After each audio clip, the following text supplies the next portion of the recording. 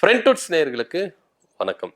EPS சுற்றுப்பயணத்தை மேற்கொள்ளும் பொழுது குறுக்கால வந்த ஆம்புலன்ஸ் டிரைவரையும் 8 மாத கர்ப்பிணி பெண்ணான உதவியாளரையும் என்ன பண்ணியிருக்காங்க, அடிச்சு நொறுக்க சொல்லியிருக்கிறாரு.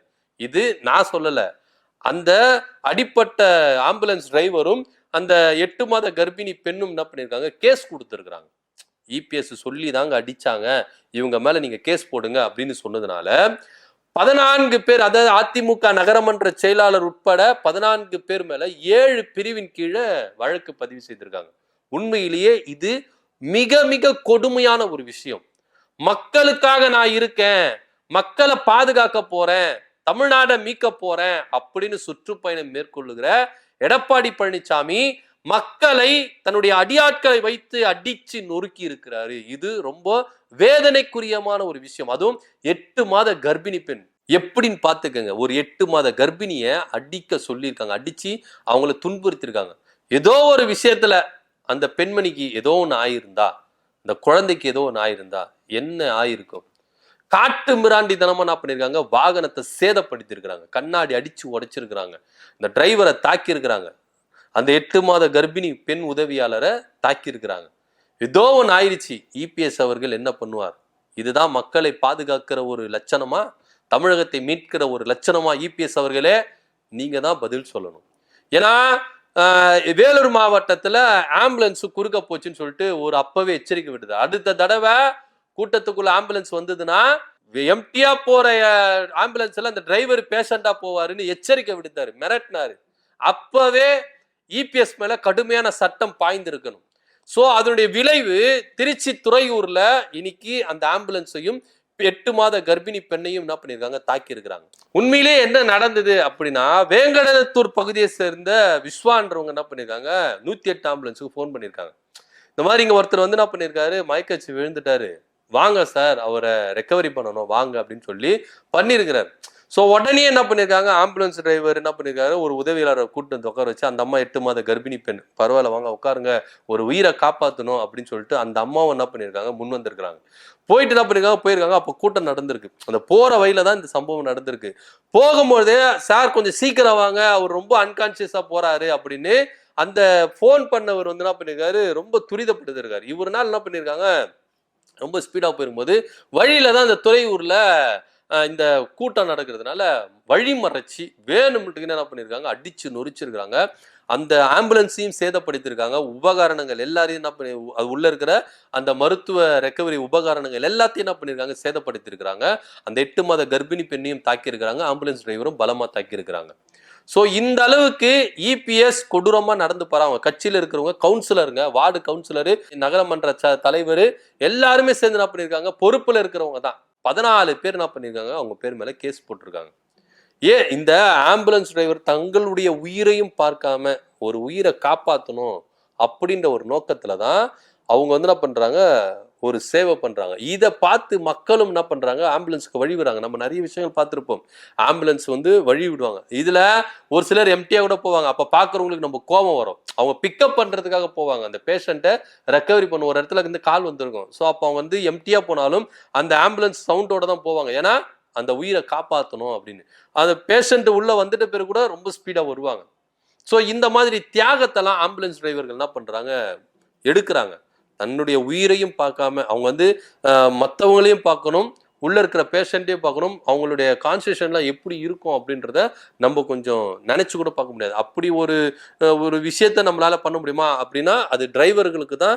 அது வந்து சொல்லுவாங்கல்ல, இந்த டைம்ல வந்து நீங்க ஒரு 5 நிமிஷம் லேட்டா வந்தீங்கன்னா இந்த உயிரை காப்பாத்திருக்க முடியாது அப்படின்னா, அந்த டிரைவரை என்ன பண்ணுவோம், நம்ம கும்பிடுவோம், சாமி மாதிரி கும்பிடுவோம். பா நீ ஒரு 5 நிமிஷம் லேட்டா வந்திருந்தீங்கன்னா எங்க இந்த உயிரை பார்த்துருக்க முடியாது, நீ ரொம்ப ஸ்பீடா வந்தப்பா அப்படின்னு. ஸோ அந்த மாதிரிலாம் நிறைய ஆம்புலன்ஸ் டிரைவர்கள் பண்ணியிருக்கிறாங்க. அந்த செய்தி நம்ம பார்த்துட்டு இருக்கோம்.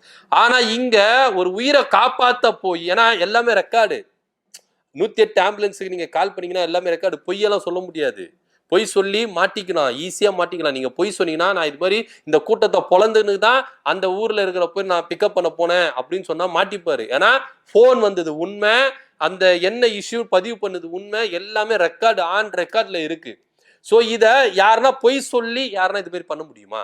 இது மாதிரி வந்து ஏன்னா பேரோட போட்டிருக்காங்க சார், டீட்டெயிலா போட்டிருக்காங்க. யாருக்கு மயக்கம் வந்தது, யாரு ஃபோன் பண்ணது, எல்லாமே டீட்டெயிலா கொடுத்துருக்காங்க. அந்த கேஸ் ஃபைல்ல கொடுத்துருக்காங்க. அந்த டிரைவர் வந்து அந்த கேஸ் கொடுத்துருக்காரு. அதுல சொல்லியிருக்காங்க, இன்னாரு கால் பண்ணாங்க, இன்னாருக்கு இந்த மாதிரி மயக்கடிச்சு விழுந்துட்டாங்க, கொஞ்சம் சீக்கிரம் வாங்க அப்படின்னு சொல்லி எல்லாமே ரெக்கார்டு, எல்லாமே எவிடன்ஸோட தான் என்ன பண்ணிருக்காங்க, போலீஸும் வந்து வழக்கு பதிஞ்சிருக்காங்க. இன்னும் இவங்க அரசியல் காழ்ப்புணர்ச்சி காரணமாக அதிமுகவை கைது பண்றாங்க திமுக அரசு, நாங்க கூட்டம் நடத்தும் போதெல்லாம் குறுக்காலையும் மேற்காலையும் போயின்னு இருக்காங்க அப்படின்றதெல்லாம் சும்மா பொய் கதை. எடப்பாடி பழனிசாமி வேணா நீங்க திசை திருப்பலாம். அதிமுக இது மாதிரி கூட்டம் போடும்போது திமுகவுக்கு ஆம்புலன்ஸ் அனுப்பிதான் உங்களுக்கு இடையூறு கொடுக்கணும்னா இல்ல, உங்களுக்கு பாதுகாப்பு கொடுக்காம நீங்க நடத்துற கூட்டத்துக்கு பர்மிஷன் கொடுக்காம கூட இடையூறு பண்ணலாம்.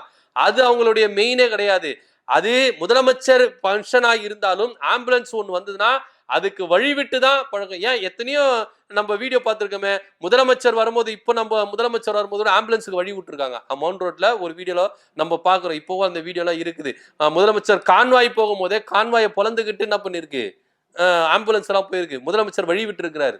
சோ அந்த மாதிரி ஒரு சம்பவம் எல்லாம் இருக்குது. ஆனா இவரு என்ன வானத்துல இருந்து குதிச்சிட்ட மாதிரி இவர் கூட்டத்துக்கு ஆம்புலன்ஸ் வரக்கூடாதுன்னா எப்படி சார்? அப்போ ஒரு உயிர் போனாலும் நீங்க கூட்டத்தை நடத்துவீங்களா அப்படின்ற ஒரு விஷயம் தான் நீங்க பரவாது. ஒருவேளை அப்படி பண்ணலன்னா கூட இதே எடப்பாடி பழனிசாமி பேசுவாரு, ஆம்புலன்ஸ் 108 ஆம்புலன்ஸுக்கு கால் பண்ணாங்க, இவங்க போகல, அதனால ஒரு உயிர் போயிடுச்சுன்னு இதே எடப்பாடி பழனிசாமி பேசுறதுக்கான வாய்ப்புகள் இருக்கு.